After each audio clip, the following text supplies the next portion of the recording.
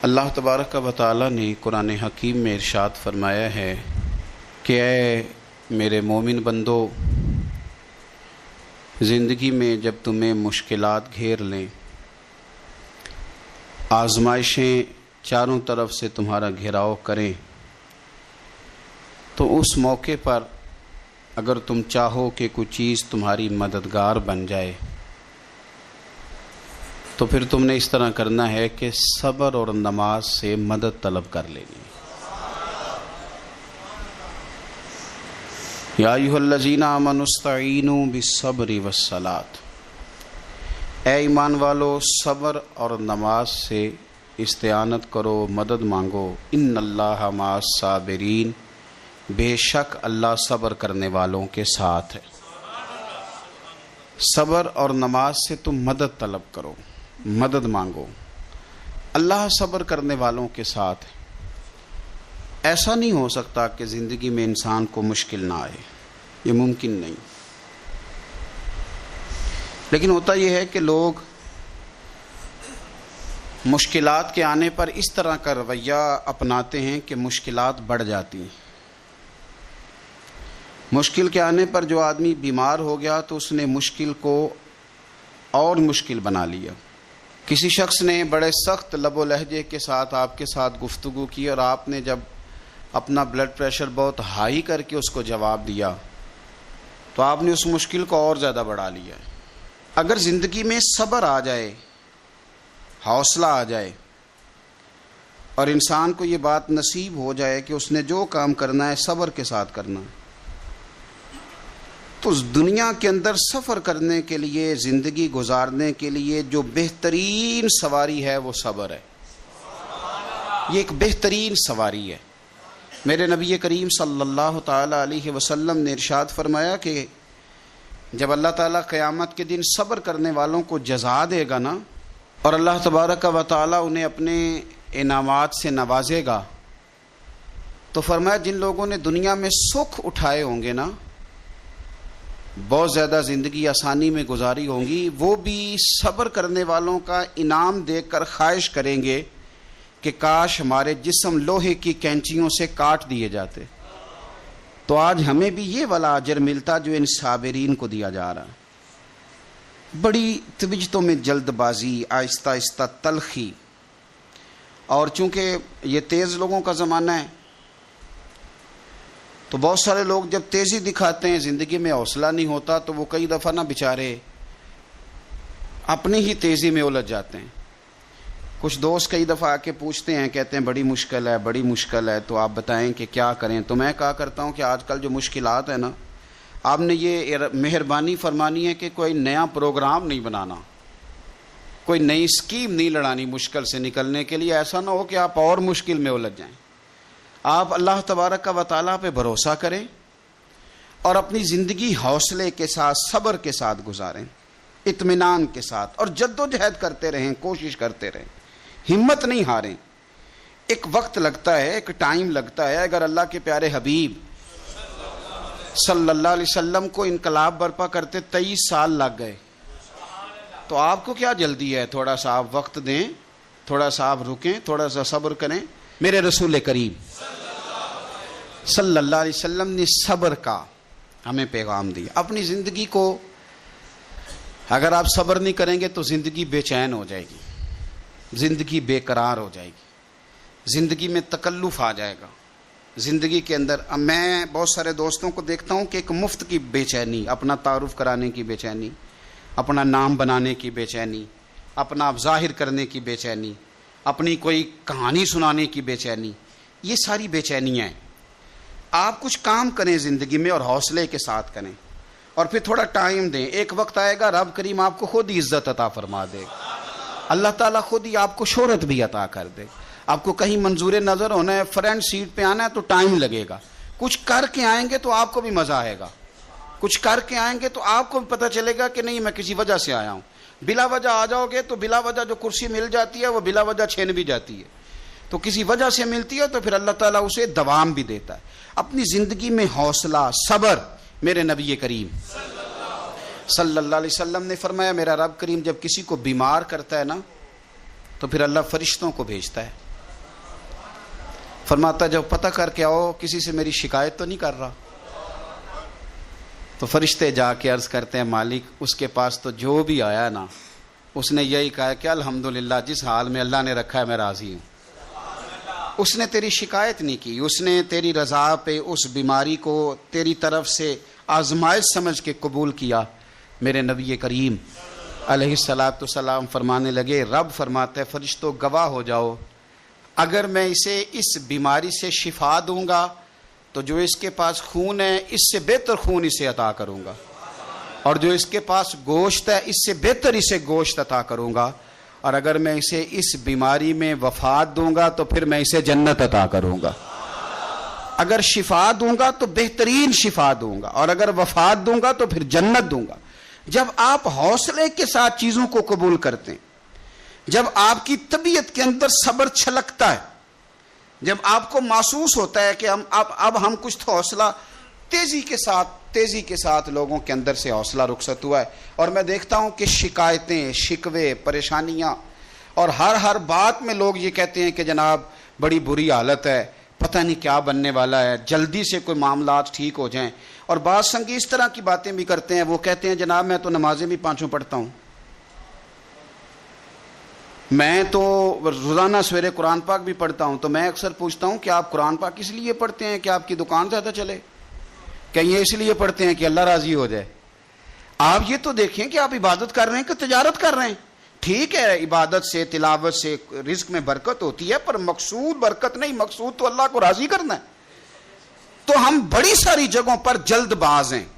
دیکھو اللہ تبارک و تعالیٰ نے ہر چیز کا ایک وقت مقرر کیا ہوا ہے, اور اپنے وقت پر وہ چیز انسان کو نصیب ہو جاتی. اگر آپ کے مزاج میں تحمل ہو, اگر آپ کی آج ٹانگ خدا نخواستہ کسی کی ٹانگ فریکچر ہو جاتی ہے تو کوئی ٹیکا ایسا نہیں بنا کہ ابھی لگے گا اور 20 منٹ کے بعد آپ اٹھ کے چلنے لگ جائیں گے. ایسا ہو سکتا نہیں. آپ کو آپریٹ کرانا ہے, 1 مہینہ دینا ہے, دوائی کھانی ہے, پٹیاں کرانی ہیں, وہ اپنے وقت پہ جا کے ٹھیک ہوگی.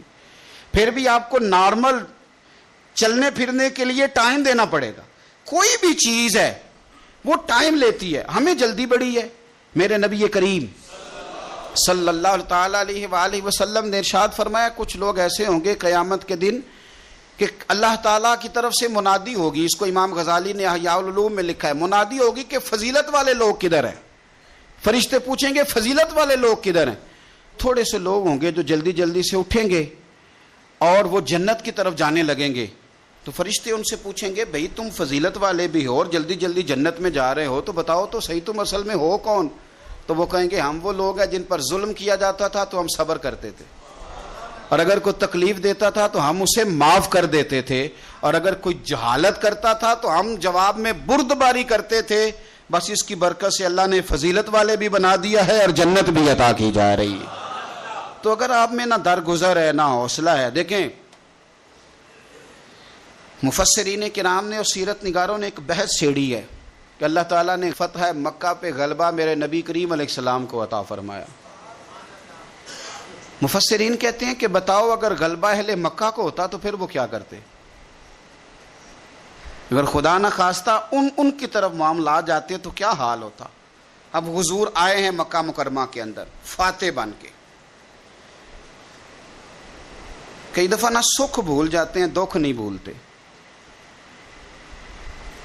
کسی کمرے سے آپ ڈر گئے ہو نا کسی وقت, تو آپ دوبارہ جب بھی اس کمرے میں جائیں وہ ایک چھوٹا سا خوف ضرور محسوس ہوتا ہے.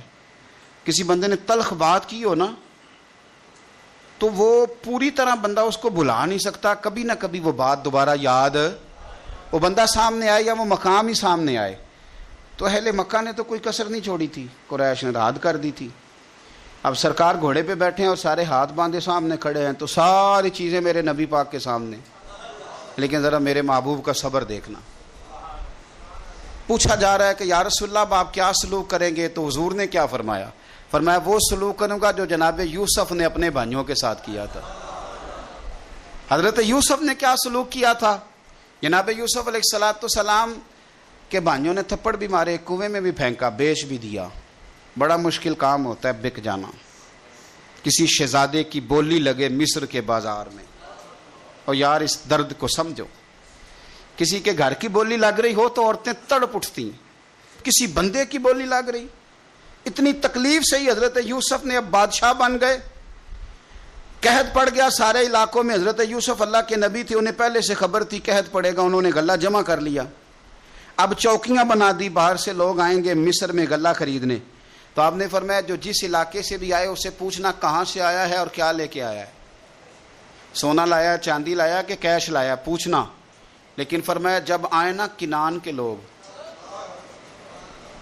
بھائی بھائیاں دے ویری ہوندے پر بھائی بھائیاں دیاں باواں، اگر کنان کے لوگ آئے نا یعنی بھائی آئے، ان کو تو نہیں نا بتایا فوجیوں کو کہ بھائی آئے، فرمایا اگر کنان والے آئے نا تو یہ پوچھ لینا کہاں سے آئے ہیں، اور اگر وہ کہیں کنان سے آئے ہیں تو پھر یہ نہ پوچھنا کیا لے کے آئے ہیں، ان کا پردہ قائم رکھنا، یہ نہ پوچھنا کیا، بس آنے دینا۔ اور وہ آ گئے، ان سے پوچھا نہیں کسی نے، جب آ گئے تو حضرت یوسف نے بہانے سے بھائی بھی روک لیا، غلہ بھی زیادہ دیا، اور جو انہوں نے پیسے دیے تھے وہ بھی دوبارہ بوریوں میں ڈال دیے، پھر اپنے والد کو اور بھائیوں کو بلا بھی لیا، بات طے بھی ہو گئی۔ تو اب بھائی گردنیں جھکا کے کھڑے تھے، یوسف ہمارے ساتھ کیا سلوک کرنا ہے؟ تو کہا کچھ بھی نہیں کرنا، تم میرے بھائی ہو۔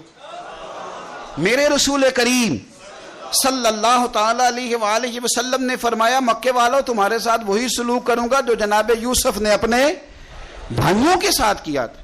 میرے بھائی تھوڑا صبر تو پیدا کرنا، حوصلہ پیدا کر۔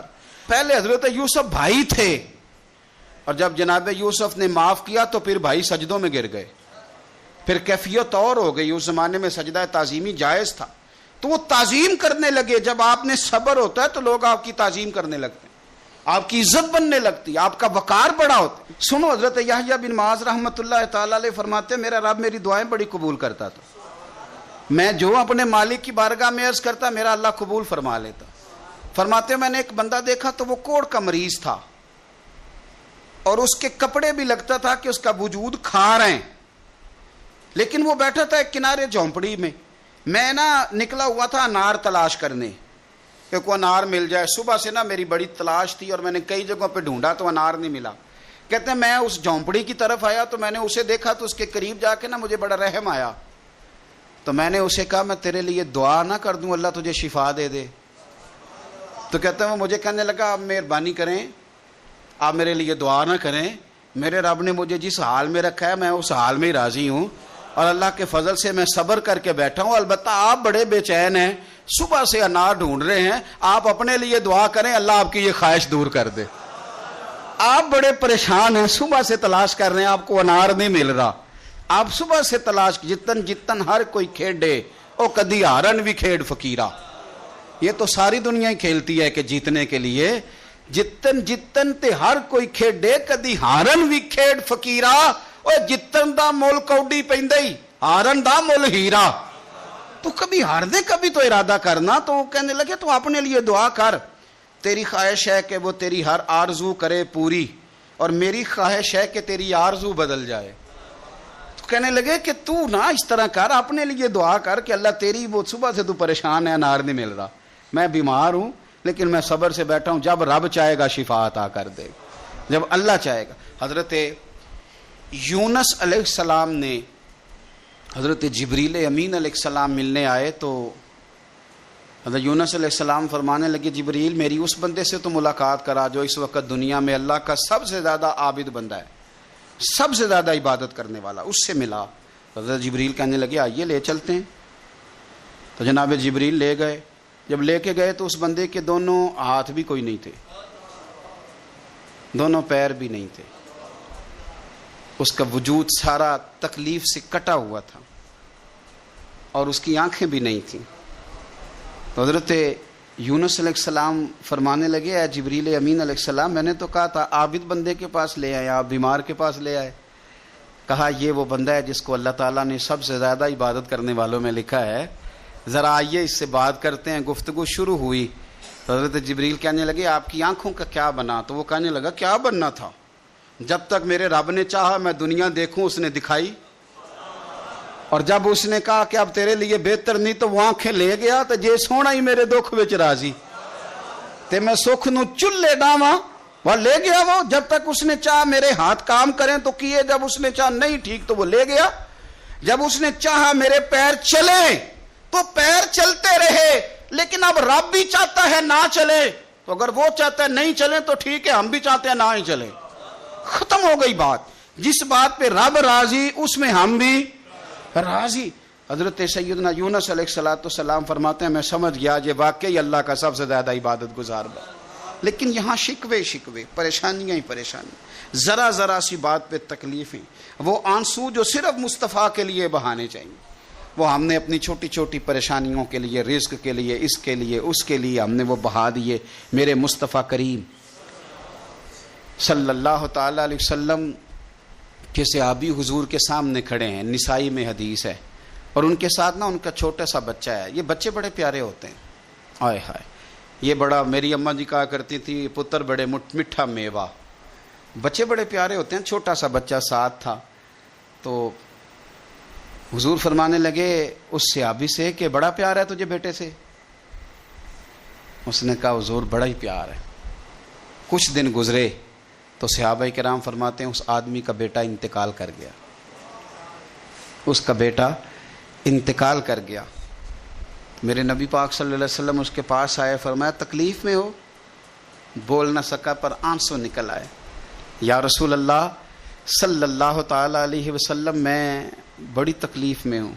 تو حضور نے فرمایا کیا تو پسند کرتا ہے کہ جب تو جنت میں جائے تو تو جس دروازے سے بھی داخل ہونے لگے تیرا بیٹا سامنے کھڑا ہو اور تیرا انتظار کر رہا ہو، تیرا پتر سامنے کھڑا ہو، پسند کرتا ہے؟ تو وہ کہنے لگا حضور میں پسند کرتا ہوں۔ تو حضور نے فرمایا پھر تیرا بیٹا تیرا انتظار کرے گا۔ قریب صحابہ کھڑے تھے، کہا یا رسول اللہ یہ اس کے لیے ہے یا جس کا بھی بیٹا انتقال کر جائے سب کے لیے ہے؟ تو میرے محبوب نے فرمایا یہ سب کے لیے، جس کا بھی بیٹا دنیا سے جائے گا وہ جنت میں پہلے اپنے ماں باپ کے انتظار کے لیے کھڑا ہوگا۔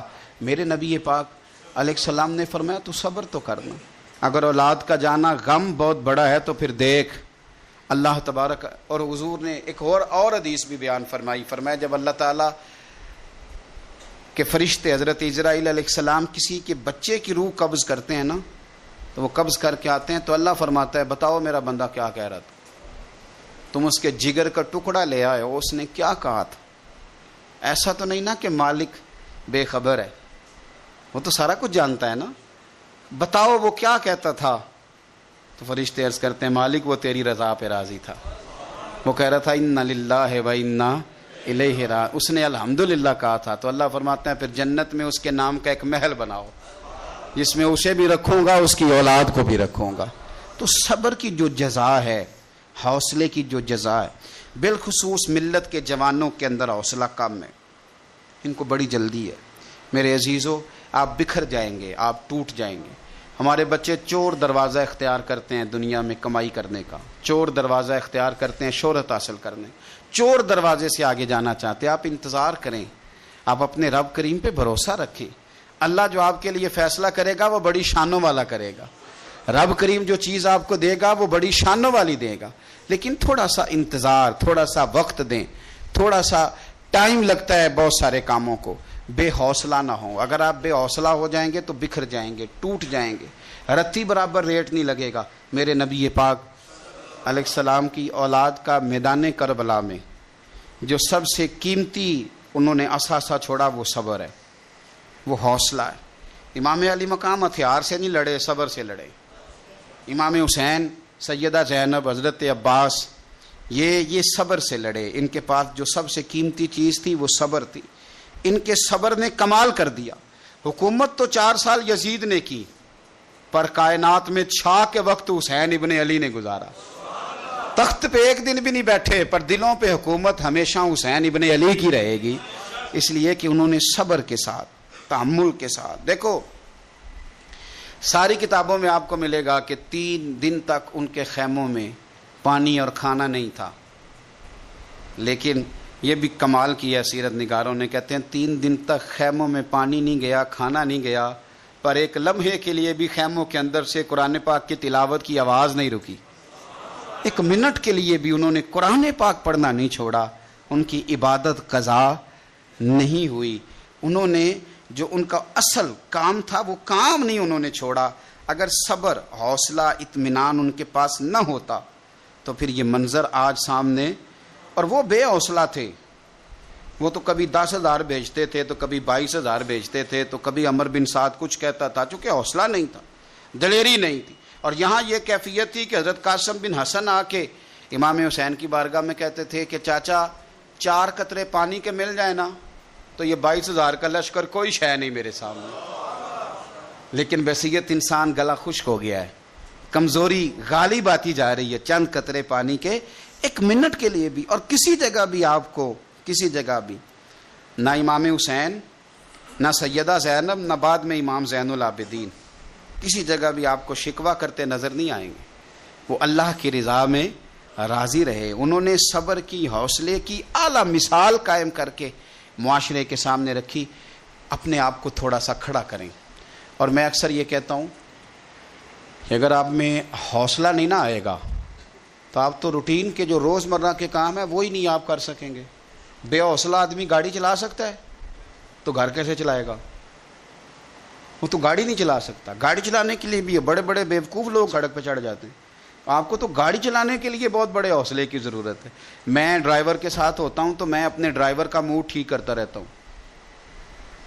وہ گاڑی والے غلط کراس کر جاتے ہیں نا, تو میں اکثر اس کو کہتا رہتا ہوں ڈرائیور کو کہ بھائی اب وہ تو موڈ خراب کر کے چلا گیا, تو وہ تو گیا, اس نے تو جو کرنا تھا کر لیا. تو اگر اب آپ کا موڈ خراب ہو جائے گا تو سفر خراب ہو جائے گا. تو آپ تو اپنے آپ کو ٹھیک رکھیں نا, حوصلے میں رہیں, صبر میں رہیں, اطمینان میں رہیں, سرور میں رہیں, تو پھر دیکھیں کس طرح زندگی اچھی گزرتی ہے. گھر کے اندر بھی حوصلے میں رہیں, انشاءاللہ روٹی وقت پہ مل ہی جائے گی. کھانا گھر والوں نے کہا ہے تو وہ انشاءاللہ پاک کی جائے گا. حوصلے میں رہیں. ڈاکٹر بھی حوصلے میں رہے اور مریض بھی حوصلے میں رہے. دکاندار بھی حوصلے میں رہے اور گاہک بھی حوصلے میں رہے. تھوڑا سا نا, مطلب میں ایک دکاندار کے پاس ایک دفعہ کھڑے ہونے کا موقع مل گیا, تو وہ کوئی چیز کسی آدمی نے نا اس سے پوچھ لی, تو وہ کہنے لگا یہ جنرل سٹور سے نہیں ملتی, اور تلخ لفظوں میں اس نے کہا.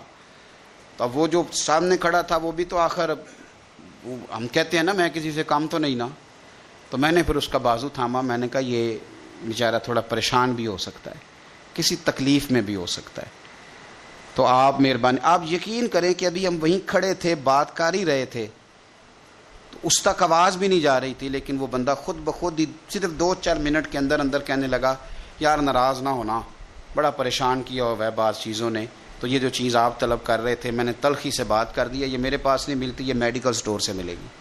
تو اگر وہ اسی وقت اس کو جواب دے دے تو تلخی ہو جائے. تھوڑا سا اگر آپ حوصلہ کر لیں گے تو امید ہے کہ سامنے والا واپس, آپ تھوڑا سا زندگی میں اطمینان کریں, تھوڑا سا سکون کریں.